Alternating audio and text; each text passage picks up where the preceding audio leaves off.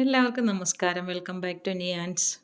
പാവയ്ക്ക കൊണ്ട് നല്ല അടിപൊളി ടേസ്റ്റിൽ തയ്യാറാക്കിയിട്ടുള്ള പലതരം കറികളുടെ റെസിപ്പിയാണ് ഇന്നത്തെ വീഡിയോയിലുള്ളത്. ആദ്യം പാവയ്ക്കയും വൻപയറും ചേർന്നിട്ടുള്ളൊരു തോരനാണ്. ഇതെങ്ങനെയാണ് തയ്യാറാക്കുന്നത് നോക്കാം. ഇത് തയ്യാറാക്കുന്നതിന് വേണ്ടി കുറച്ച് വൻപയർ ഒരു പാത്രത്തിലേക്ക് ഇട്ട് കൊടുത്ത് നല്ലതുപോലെ ഒന്ന് കഴുകിയതിന് ശേഷം കുതിരാൻ വേണ്ടി മാറ്റിവെക്കാം. ഏകദേശം 1 മണിക്കൂറോളം വെള്ളത്തിലിട്ടിട്ടൊന്ന് കുതിർത്തെടുക്കാം. ഇനി അത് കുതിരാനിട്ടതിന് ശേഷം നമുക്ക് പാവയ്ക്ക ഒന്ന് അരിഞ്ഞെടുക്കണം. അപ്പോൾ ഈ ഒരു വലുപ്പത്തിലുള്ള ഒരു പാവയ്ക്കാണ് ഞാൻ തോരൻ വയ്ക്കാൻ എടുത്തിരിക്കുന്നത്. ഇത് ഒരുപാട് മൂത്ത് പോകാത്ത പാവയ്ക്കാണ്, കുരു ഒന്നും മുറ്റിയിട്ടില്ല. അപ്പോൾ ഇതേപോലെ നല്ലതുപോലെ ഒന്ന് കൊത്തിയതിന് ശേഷം വളരെ ചെറുതായിട്ടൊന്ന് അരിഞ്ഞെടുക്കാം. ഉള്ളിലുള്ള കുരു മുറ്റാത്തത് കൊണ്ട് തന്നെ അത് ഫുള്ളായിട്ട് വെച്ച് തന്നെ നമുക്ക് കൊത്തി ഇതേപോലെ ഒന്ന് അരിഞ്ഞെടുക്കാം. ഒരുപാട് മൂത്ത പാവയ്ക്കാണെന്നുണ്ടെങ്കിൽ കുരു എടുത്ത് കളഞ്ഞതിന് ശേഷം ഇതേപോലെ അരിഞ്ഞെടുക്കാം. അത് അരിഞ്ഞെടുത്ത പാവയ്ക്ക നമുക്ക് തോരൻ വെക്കാനുള്ള ചട്ടിയിലേക്ക് ആക്കി കൊടുക്കാം. ഇതുപോലെ വളരെ ചെറുതായിട്ട് കൊത്തി അരിഞ്ഞെടുക്കുന്നതാണ് ഈ തോരൻ വയ്ക്കാൻ നല്ലത്. അത് അരിഞ്ഞെടുത്ത പാവയ്ക്ക ചട്ടിയിലേക്ക് ആക്കി കൊടുത്തിട്ടുണ്ട്. ഇനി നമുക്കിതിന് വേണ്ടി ഒരു അരപ്പ് തയ്യാറാക്കിയെടുക്കാം. അതിന് കുറച്ച് തേങ്ങ മിക്സിയുടെ ജാറിലേക്ക് ഇട്ട് കൊടുക്കാം.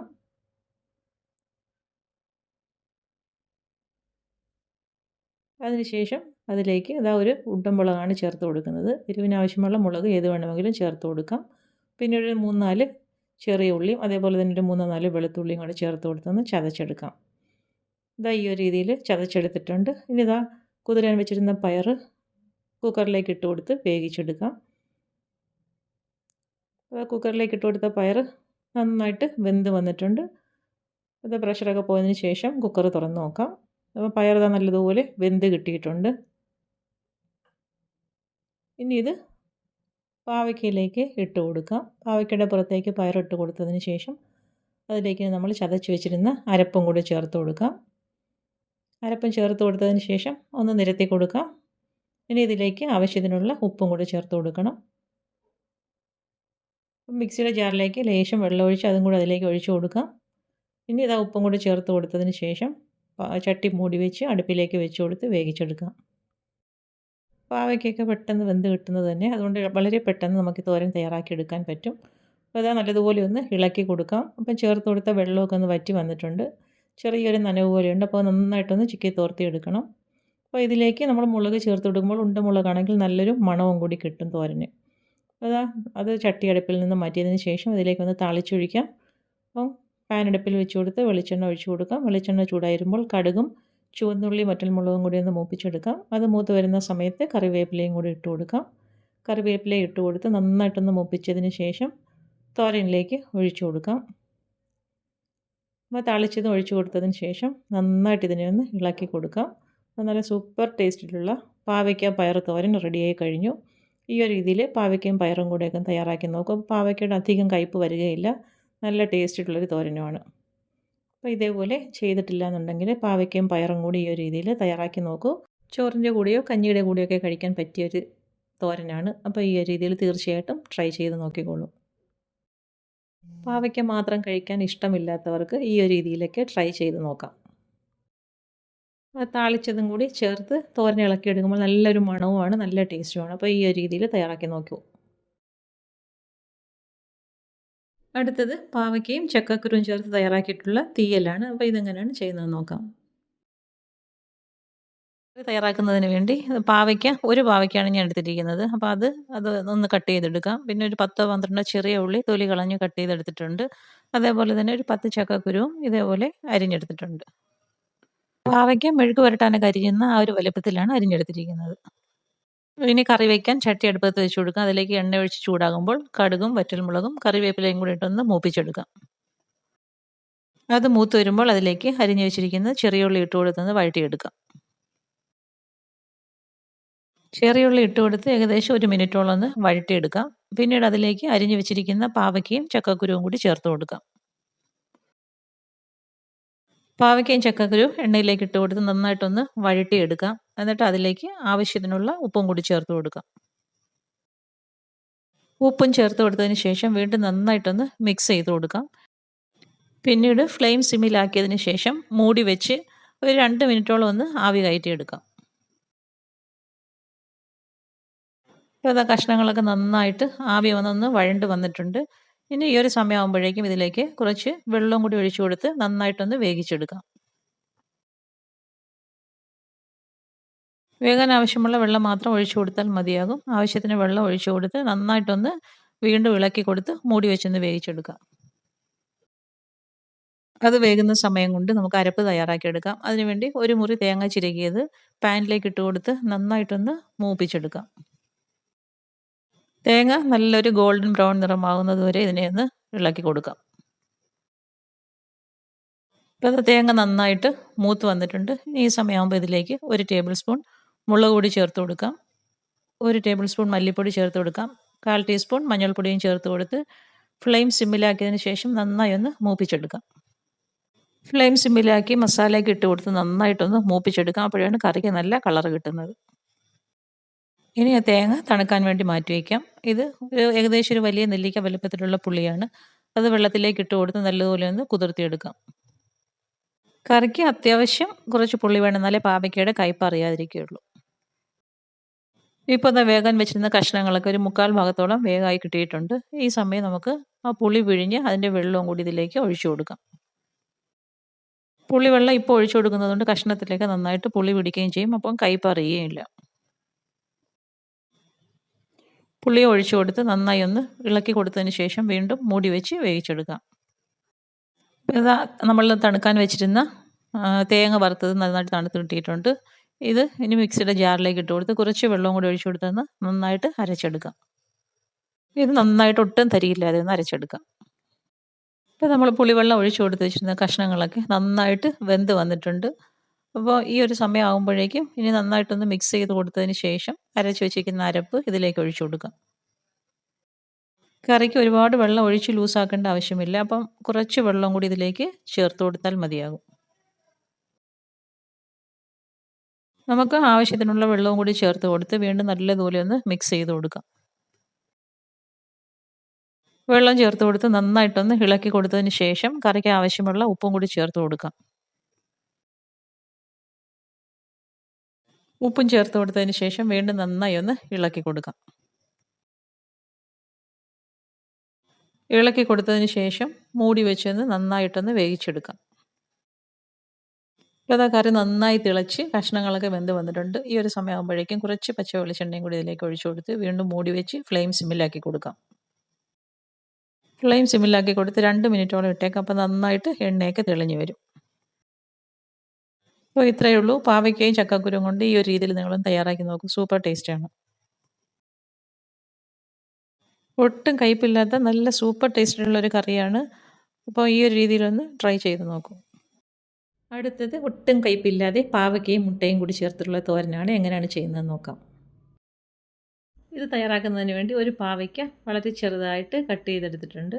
നമുക്ക് എത്രത്തോളം കനം കുറച്ച് അരിയാമോ അത്രത്തോളം കനം കുറച്ച് അരിഞ്ഞെടുത്തോളൂ. ഇനി വേണ്ടത് ഒരു മുട്ടയാണ്. മുട്ട ഉടച്ച് ഒരു ബൗളിലേക്ക് ഒഴിച്ചു കൊടുക്കാം. ഇനി അതിലേക്ക് കുറച്ച് കുരുമുളക് പൊടിയും ഒരു നുള്ളു ഉപ്പും കൂടി ചേർത്ത് കൊടുത്ത് നന്നായിട്ടൊന്ന് ബീറ്റ് ചെയ്തെടുക്കാം. ഒരു മുട്ടയാണ് ഞാനിതിലേക്ക് ചേർത്ത് കൊടുത്തിരിക്കുന്നത്. വേണമെങ്കിൽ ഒരു മുട്ടയും കൂടി ചേർത്ത് കൊടുക്കാം. ഈ ഒരു രീതിയിൽ നന്നായി ബീറ്റ് ചെയ്തതിന് ശേഷം ചൂടായി കിടക്കുന്ന എണ്ണയിലേക്ക് ഒഴിച്ചു കൊടുത്ത് പെട്ടെന്ന് തന്നെ ഇതിനെ നല്ല രീതിയിലൊന്ന് സ്ക്രാമ്പിൾ ചെയ്തെടുക്കാം. മുട്ട എണ്ണയിലേക്ക് ഒഴിച്ചു കൊടുത്ത് ഒട്ടും വെയിറ്റ് ചെയ്യരുത്. ഉടൻ തന്നെ ഇതേപോലെ സ്പൂൺ ഉപയോഗിച്ചോ സ്പാച്ചില ഉപയോഗിച്ചോ സ്ക്രാമ്പിൾ ചെയ്തെടുക്കണം. എന്നാലേ നമുക്ക് വളരെ ചെറിയ പീസസ് ആയിട്ട് മുട്ട എടുക്കാൻ പറ്റത്തുള്ളൂ. ഇതുപോലെ നന്നായിട്ട് കുത്തി ഉടച്ച് നമ്മൾ പാവയ്ക്ക അരിഞ്ഞെടുക്കുന്ന ആ ഒരു വലുപ്പത്തിൽ മുട്ടയും കൂടി സ്ക്രാമ്പിൾ ചെയ്തെടുത്തതിന് ശേഷം പാനിൽ നിന്ന് മാറ്റാം. ഇനി അതേ പാനിൽ തന്നെ കുറച്ചുകൂടി വെളിച്ചെണ്ണ ഒഴിച്ചു കൊടുക്കാം. പിന്നീട് അതിലേക്ക് കടുകും കറിവേപ്പിലയും ഇട്ട് കൊടുക്കാം. ഇനി അതിലേക്ക് ഒരു പകുതി സവാള വളരെ ചെറുതായി കട്ട് ചെയ്തതും കൂടി ഇട്ട് കൊടുക്കാം. പിന്നീട് അതിലേക്ക് എരിവിന് ആവശ്യമായ ഒരു പച്ചമുളക് വളരെ ചെറുതായി കട്ട് ചെയ്തും കൂടി ഇട്ട് കൊടുത്ത് നല്ലതുപോലെ ഒന്ന് വഴറ്റിയെടുക്കാം. സവാള നന്നായി വഴണ്ട് വരുമ്പോൾ അതിലേക്ക് 1/4 കപ്പ് തേങ്ങ ചിരകിയതും കൂടി ചേർത്ത് കൊടുക്കാം. തേങ്ങ ഇട്ട് കൊടുത്തതിന് ശേഷം തേങ്ങയുടെ ലൈറ്റായിട്ടൊരു കളർ മാറി വരുന്നത് വരെ ഇതിനെ ഒന്ന് മൂപ്പിച്ചെടുക്കാം. തേങ്ങ ഈ ഒരു പരുവത്തിലാകുമ്പോഴേക്കും അരിഞ്ഞു വെച്ചിരിക്കുന്ന പാവയ്ക്ക് ഇതിലേക്ക് ചേർത്ത് കൊടുക്കാം. പാവയ്ക്ക് ഇട്ട് കൊടുത്തതിന് ശേഷം അതിലേക്ക് ആവശ്യത്തിനുള്ള ഉപ്പും കൂടി ചേർത്ത് കൊടുക്കാം. ഇനി നല്ലതുപോലെ ഒന്ന് മിക്സ് ചെയ്തെടുക്കാം.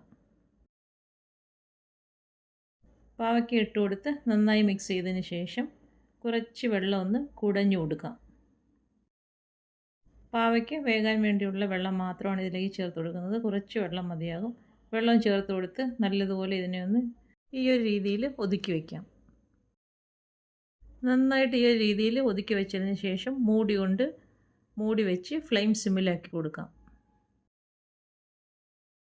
ഏകദേശം ഒരു 5 മിനിറ്റോളം ആ ഒരു രീതിയിൽ ഇരുന്നതിന് ശേഷം ഇടയ്ക്കൊന്ന് തുറന്നിട്ട് ഇതേപോലെ ഒന്ന് ഇളക്കി കൊടുക്കാം.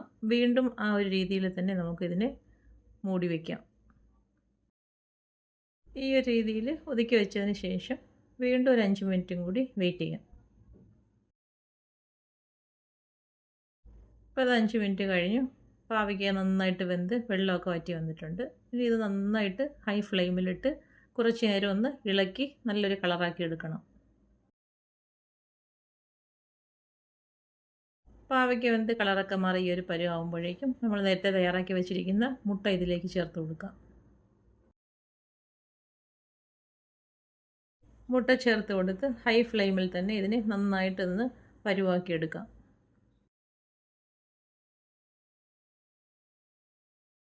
വീണ്ടും ഏകദേശം ഒരു 2-3 മിനിറ്റോളം ഹൈ ഫ്ലെയിമിലിട്ട് നന്നായി ഇതിനെ ഒന്ന് ചിക്കി തോർത്തിയെടുക്കാം. അടുപ്പിലിട്ട് കൊടുത്ത് തോരൻ ഇങ്ങനെ നന്നായി മൂപ്പിക്കും തോറും ഇതിൻ്റെ ടേസ്റ്റ് കൂടി വരും. ഇപ്പോൾ ആ തോരൻ റെഡിയായി കഴിഞ്ഞു. ഒട്ടും കയ്പില്ലാത്ത പാവയ്ക്ക തോരൻ റെഡിയായി കഴിഞ്ഞു. അപ്പോൾ പാവയ്ക്കയും മുട്ടയൊക്കെ ഉള്ളപ്പോൾ ഈ ഒരു രീതിയിലൊന്ന് ട്രൈ ചെയ്ത് നോക്കൂ. സൂപ്പർ ടേസ്റ്റാണ്. അടുത്തത് പാവയ്ക്കയും തൈരും ചേർത്തിട്ടുള്ളൊരു കറിയാണ്. ഇതെങ്ങനെയാണ് ചെയ്യുന്നത് നോക്കാം. ഈ കറി തയ്യാറാക്കുന്നതിന് വേണ്ടി ഇടത്തരം വലുപ്പത്തിലുള്ള ഒരു പാവയ്ക്ക നന്നായിട്ട് കഴുകി വൃത്തിയാക്കി എടുത്തിട്ടുണ്ട്. ഇനി ഇതിനിതായി ഈ വീഡിയോയിൽ കാണുന്നത് പോലെ വട്ടത്തിൽ കനം കുറച്ചൊന്ന് കട്ട് ചെയ്തെടുക്കാം. അപ്പോൾ ഇതിനുള്ളിലെ കുരുവൊക്കെ മുറ്റിയതാണെങ്കിൽ നമുക്ക് അതിനെ അങ്ങ് എടുത്ത് കളയണം. അതെല്ലാം മുറ്റാത്ത പാവയ്ക്കാണെന്നുണ്ടെങ്കിൽ ഇതേപോലെ വട്ടത്തിൽ ഫുള്ളായിട്ട് അങ്ങ് അരിഞ്ഞെടുക്കാം. അരിഞ്ഞെടുക്കുമ്പോൾ നന്നായിട്ട് കനം കുറച്ച് അരിഞ്ഞെടുക്കാം. ഇതാ ഈ ഒരു രീതിയിലെല്ലാം അരിഞ്ഞെടുത്തിട്ടുണ്ട്. ഇനി ഇതാ പാത്രത്തിലേക്ക് മാറ്റി കൊടുക്കാം. അരിഞ്ഞെടുത്തതെല്ലാം ഈ ഒരു രീതിയിൽ പാത്രത്തിലേക്ക് മാറ്റി കൊടുത്തതിന് ശേഷം ഇനി അതിലേക്ക് ആവശ്യത്തിനുള്ള ഉപ്പ് ചേർത്ത് കൊടുക്കാം. ഇനി അതിലേക്ക് ഒരു നുള്ളു മഞ്ഞൾപ്പൊടിയും 1/4 ടീസ്പൂണോളം മുളക് പൊടിയും കൂടി ചേർത്ത് കൊടുക്കാം. ഞാൻ കാശ്മീരി മുളക് പൊടിയാണ് ചേർത്ത് കൊടുത്തിരിക്കുന്നത്. ഇതാ ഇതുപോലെ നന്നായിട്ടൊന്ന് തിരുമ്പി മുളക് പൊടിയും മഞ്ഞൾപ്പൊടിയും ഉപ്പുമൊക്കെ പാവയ്ക്കയിൽ നന്നായിട്ടൊന്ന് പിടിക്കത്തക്ക രീതിയിൽ ഇളക്കി കൊടുക്കാം. ഈ ഒരു രീതിയിൽ മസാലയും മിക്സ് ചെയ്ത് കൊടുത്തതിന് ശേഷം മാറ്റി വയ്ക്കാം. ഇനി നമുക്കിതിലേക്ക് വേണ്ടത് തൈരാണ്. അപ്പോൾ 1 കപ്പ് തൈര് ബൗളിലേക്ക് ഒഴിച്ചു കൊടുക്കാം. ഇനി അതിലേക്ക് ആവശ്യത്തിനുള്ള ഉപ്പും കൂടി ചേർത്ത് കൊടുക്കാം. ഉപ്പും ചേർത്ത് കൊടുത്തതിന് ശേഷം ഇതിനെ നന്നായിട്ടൊന്ന് ഉടച്ചെടുക്കണം. ഈ ഒരു രീതിയിൽ ഹാൻഡ് വിസ്കോ അല്ലെങ്കിൽ സ്പൂണോ ഉപയോഗിച്ച് നന്നായിട്ട് തൈര് കട്ടയൊന്നുമില്ല നല്ല രീതിയിലൊന്ന് ഉടച്ചെടുക്കാം. ഇതുപോലെ തൈര് നന്നായിട്ട് ഉടച്ചെടുത്ത് മാറ്റി വയ്ക്കാം. ഇനി മസാല പുരട്ടി വെച്ചിരിക്കുന്ന പാവയ്ക്ക എണ്ണയിലേക്ക് ഇട്ട് കൊടുത്ത് നല്ലതുപോലെ തിരിച്ചും മറിച്ചും ഇട്ടൊന്ന് ഫ്രൈ ആക്കി എടുക്കാം. ഒരുപാട് എണ്ണ ഒഴിച്ച് കൊടുത്ത് ഡീപ്പ് ഫ്രൈ ആക്കേണ്ട ആവശ്യമില്ല. കുറച്ച് എണ്ണ മതിയാകും. ഇനി നമുക്ക് തിരിച്ചും മറിച്ചും ഇട്ട് ചെറുതായിട്ടൊന്ന് ഫ്രൈ ചെയ്തെടുത്താൽ മതിയാകും. ഈ ഒരു രീതിയിൽ ഒരു സൈഡ് ചെറുതായിട്ടൊന്ന് കളർ മാറി വരുന്ന സമയത്ത് തിരിച്ചിട്ട് കൊടുക്കാം. വീണ്ടും ആ സൈഡും ചെറിയ രീതിയിലൊന്ന് കളർ മാറി വരുമ്പോഴേക്കും എണ്ണയിൽ നിന്നും കോരി മാറ്റാം. ഇത് വിളഞ്ഞ പാവയ്ക്കായിരുന്നു. ഞാൻ കട്ട് ചെയ്ത സമയത്ത് കുരു എടുത്ത് കളഞ്ഞില്ലായിരുന്നു. അപ്പോൾ അത് എണ്ണയിലേക്ക് ഇട്ട് കൊടുത്ത് ഫ്രൈ ആക്കി എടുത്തപ്പോൾ കുരു എല്ലാം ഇളകിപ്പോയിട്ടുണ്ട്. ആ സമയത്താണ് കുരു എണ്ണയിൽ നിന്നും മാറ്റി കൊടുത്തത്. അപ്പോൾ ഇതാ ഈ ഒരു പരുവാകുമ്പോഴേക്കും എണ്ണയിൽ നിന്നും കോരി മാറ്റാം.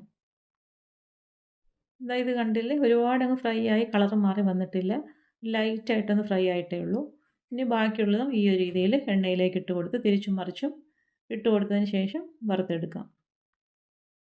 അപ്പോൾ അത് രണ്ടാമത് ഇട്ട് കൊടുത്ത പാവയ്ക്ക് നന്നായിട്ട് പരുവായി വന്നിട്ടുണ്ട്. അതും എണ്ണയിൽ നിന്നും കോരി മാറ്റാം. അപ്പോൾ നമ്മൾ അരിഞ്ഞു വെച്ചിരുന്ന പാവയ്ക്കെല്ലാം ഫ്രൈ ആക്കി എടുത്തിട്ടുണ്ട്. ഇനി നമുക്കിത് തൈരിലേക്ക് ചേർത്ത് കൊടുക്കണം. അപ്പോൾ നമ്മൾ നേരത്തെ ഉടച്ച് വെച്ചിരിക്കുന്ന തൈരിലേക്ക് ഈ പാവയ്ക്ക ചേർത്ത് കൊടുക്കാം. ഇനി നമുക്ക് മുളകും കൂടി വറുത്തെടുക്കേണ്ടതുണ്ട്. അപ്പോൾ ആ എണ്ണയിൽ തന്നെ 2 പച്ചമുളകും കൂടി വറുത്തെടുക്കാം. പാവയ്ക്ക ഇതേപോലെ തൈരിലേക്ക് ഇട്ട് കൊടുത്തതിന് ശേഷം നന്നായിട്ടൊന്ന് തൈരിനുള്ളിലേക്ക് ആക്കി കൊടുക്കാം. ഇപ്പോൾ ഇതാ വറുത്ത പാവയ്ക്കയെല്ലാം തൈരിനുള്ളിലേക്ക് നന്നായിട്ട് താഴ്ത്തി വെച്ചിട്ടുണ്ട്. ഇനി നമുക്ക് അത് അടച്ച് വെച്ച് മാറ്റി വയ്ക്കാം. ഇനി ചട്ടിയിലേക്ക് എണ്ണ ഒഴിച്ച് കൊടുത്ത് ചൂടായി വരുമ്പോൾ ഇതായി 2 മുളക് ചെറുതായിട്ടൊന്ന് കീറി കൊടുത്തിട്ടുണ്ട്. എണ്ണയിലേക്ക് ഇട്ട് കൊടുത്ത് നന്നായിട്ടൊന്ന് ഫ്രൈ ആക്കി എടുക്കാം.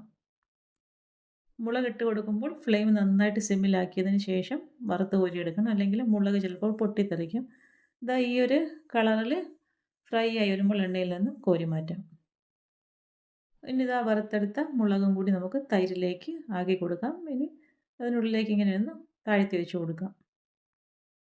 ഇനി ഇതാ മുളക് വറുത്ത എണ്ണയിലേക്ക് തന്നെ 1/4 ടീസ്പൂൺ ഉലുവയും 1/4 ടീസ്പൂൺ കടുകും 2 വറ്റൽമുളകും കുറച്ച് കറിവേപ്പില ഇട്ട് കൊടുത്ത് നന്നായിട്ടൊന്ന് മൂപ്പിച്ചെടുക്കാം. അത് നന്നായിട്ട് കടുകും ഉലുവയൊക്കെ പൊട്ടി വരുന്ന സമയത്ത് 3 വെളുത്തുള്ളി ചതച്ചത് ഇട്ട് കൊടുക്കാം. 4-5 ചെറിയ ഉള്ളി ചതച്ചതും കൂടി ഇട്ട് കൊടുക്കാം. ഇനി നന്നായിട്ടൊന്ന് വഴറ്റിയെടുക്കാം. ആ ഇട്ട് കൊടുത്ത ഉള്ളിയും വെളുത്തുള്ളിയൊക്കെ നന്നായിട്ട് മൂത്ത് വരുമ്പോൾ അതിലേക്ക് ഒരു നുള്ളു മഞ്ഞൾപ്പൊടിയും കൂടി ചേർത്ത് കൊടുക്കാം. അതിനുശേഷം അതിലേക്ക് ഒരു 1/2 ടീസ്പൂൺ കായപ്പൊടിയും കൂടി ചേർത്ത് കൊടുക്കാം. ഇനി നന്നായിട്ടൊന്നിനെ ഇളക്കി മൂപ്പിച്ചെടുക്കാം. ഇനി ഫ്ലെയിം ഓഫ് ചെയ്ത് കൊടുത്തതിന് ശേഷം തൈരിൽ മിക്സ് ചെയ്ത് വെച്ചിരിക്കുന്ന പാവയ്ക്ക ഇതിലേക്ക് ഒഴിച്ചു കൊടുക്കാം. ഇനി ആ ചട്ടിയുടെ ചൂടിൽ തന്നെ തൈരൊക്കെ ഒന്ന് ചൂടായി വരും. ഇനി ഈ സമയത്ത് ഉപ്പ് ആവശ്യമുണ്ടെങ്കിൽ ഉപ്പും കൂടി ചേർത്ത് കൊടുക്കാം. ഇനി അടുപ്പിൽ നിന്നും മാറ്റി കൊടുക്കാം. അപ്പോൾ അത് ഇത്രയേ ഉള്ളൂ. നല്ല സൂപ്പർ ടേസ്റ്റിൽ തയ്യാറാക്കിയ പാവയ്ക്ക തൈര് കറി റെഡിയായി കഴിഞ്ഞു. ഇതിലേക്ക് തൈര് എടുക്കുമ്പോൾ ഒരുപാട് പുളിയുള്ള തൈര് വേണ്ട, ഒരു മീഡിയം സൈസ് പുളിയുള്ള തൈര് മതിയാകും. നല്ല സൂപ്പർ ടേസ്റ്റുള്ളൊരു കറിയാണ്. ഈ ഒരു രീതിയിലൊന്ന് തയ്യാറാക്കി നോക്കൂ. അപ്പോൾ ഇന്നത്തെ വീഡിയോ ഇത്രയേ ഉള്ളൂ. ഇഷ്ടമായ ലൈക്ക് ചെയ്ത് സബ്സ്ക്രൈബ് ചെയ്ത് സപ്പോർട്ട് ചെയ്തേക്കൂ. എന്തെങ്കിലുമൊക്കെ അഭിപ്രായങ്ങളുണ്ടെങ്കിൽ കമൻറ്റ് ചെയ്യൂ. വീണ്ടും അടുത്ത വീഡിയോയിൽ കാണുന്നത് വരെ bye from Niyans. Thanks for watching.